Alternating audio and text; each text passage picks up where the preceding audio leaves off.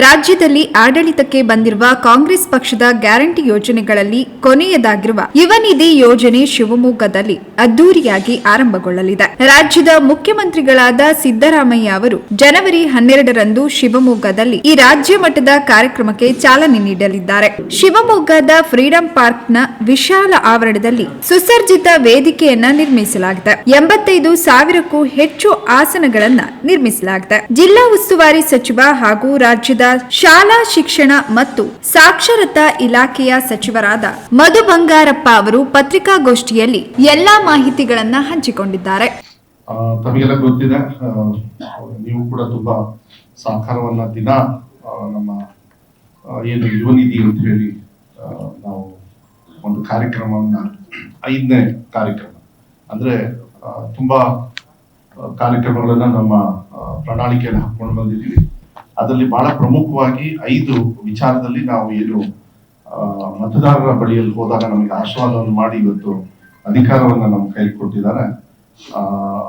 ಗೃಹಲಕ್ಷ್ಮಿ, ಗೃಹಜ್ಯೋತಿ, ಶಕ್ತಿ ಮತ್ತೆ ಅನ್ನಭಾಗ್ಯ ಈ 4 ಆದ್ಮೇಲೆ ಇವಾಗ 5ನೇದು ತಮಗೆಲ್ಲ ನಾನು ಹೇಳಿದ್ದೆ.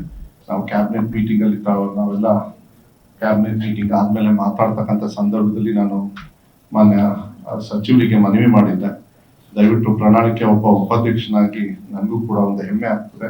ನನ್ನ ಜಿಲ್ಲೆಯಲ್ಲಿ, ನನ್ನ ಉಸ್ತುವಾರಿ ಜಿಲ್ಲೆಯಲ್ಲಿ ಮಾಡಿದ್ರೆ ಅದೊಂದು ಖುಷಿ ಆಗ್ತದೆ ಅಂತಕ್ಕಂಥದ್ದು ನಿಟ್ಟಿನ ಮೇಲೆ ಅವರು ಕೂಡ ಮಾನ್ಯ ಮುಖ್ಯಮಂತ್ರಿಗಳಿಗೆ ಹೇಳಿ, ಇಲ್ಲ ಮಧು ತುಂಬಾ ಕೇಳ್ತಾ ಇದ್ದಾರೆ, ಅಲ್ಲೇ ಮಾಡೋದು ಒಳ್ಳೇದು ಅಂತ. ಆಮೇಲೆ ಮಾನ್ಯ ಮುಖ್ಯಮಂತ್ರಿಗಳು ಎಲ್ಲ ಸಚಿವರು ಕೂಡ ಇಲ್ಲ ಮಧು ಮಾಡ್ಲಿ ಅಂತ ಹೇಳಿ ಬಹಳ ದೊಡ್ಡ ಮಟ್ಟದಲ್ಲಿ ಅಲ್ಲ ಅರೇಂಜ್ಮೆಂಟ್ಸ್ ಎಲ್ಲ ನಡೀತಾ ಇದೆ, ಚೆನ್ನಾಗಿ ನಡೀತಾ ಇದೆ. ಒಳ್ಳೆ ಸರ್ಕಾರದ ಗುಣ ಅದು ನಮ್ಮ ಸರ್ಕಾರ. ಅದಕ್ಕೋಸ್ಕರ ಇದು ಭವಿಷ್ಯದ ಸರ್ಕಾರ, ಯುವಕರ ಭವಿಷ್ಯದ ಸರ್ಕಾರ, ಆ ಭವಿಷ್ಯವನ್ನ ವಿಶ್ವಾಸ ಕೊಡ್ತಕ್ಕಂಥ ಸರ್ಕಾರ. ಅದಕ್ಕೋಸ್ಕರ ನಾವು ಯುವ ನಿಧಿ ಅಂತಕ್ಕಂಥ ಕಾರ್ಯಕ್ರಮವನ್ನು ಏನು ಮಾಡಿದೀವಿ. ಅವರಿಗೂ ಕೂಡ ಯಾರು ಮುಂದೆ ಈಗ ಇನ್ನೊಂದು 2 ವರ್ಷದೊಳಗೆ ಅವರು ಒಂದು ಗ್ರಾಜುಯೇಟ್ ಆಗಿ ಇಲ್ಲ ಡಿಪ್ಲೊಮಾ ಆಗಿ ಅವರಿಗೆ ಸಹಕಾರನ ಕೊಡ್ತಕ್ಕಂಥದ್ದು ಅದೊಂದು ಕ್ರೌಡ್ ಇರ್ತದೆ. ಅದ್ರ ಜೊತೆಗೆ ಪಕ್ಕದಲ್ಲಿ ಎಲ್ಲಾ ಜಿಲ್ಲೆಯಲ್ಲೂ ಕೂಡ ಎಲ್ಲ ಅಧಿಕಾರಿ ವರ್ಗದವರೆಲ್ಲ ನಾವು ಹೇಳಿರೋದು, ಎಲ್ಲ ಯಂಗ್ಸ್ಟರ್ಸು, ಎಲ್ಲ college going students, going to be qualified ಇಂಥವ್ರನ್ನೇ ಬರ್ಬೇಕು. ಅದ್ರ ಜೊತೆಗೆ ಕೆಲವು ಸತಿ ಏನಾಗ್ತದೆ, ಕೆಲವ್ರು ಏನೋ ಒಂದು ಆಸೆ ಮೇಲೆ ಅವರು ಬಸ್ ಹತ್ತು ಬಿಡ್ತಾರೆ, ನೀವು ಬರಬೇಡ್ರಿ ಅಂತ ಹೇಳೋದಕ್ಕೆ ಆಗೋದಿಲ್ಲ.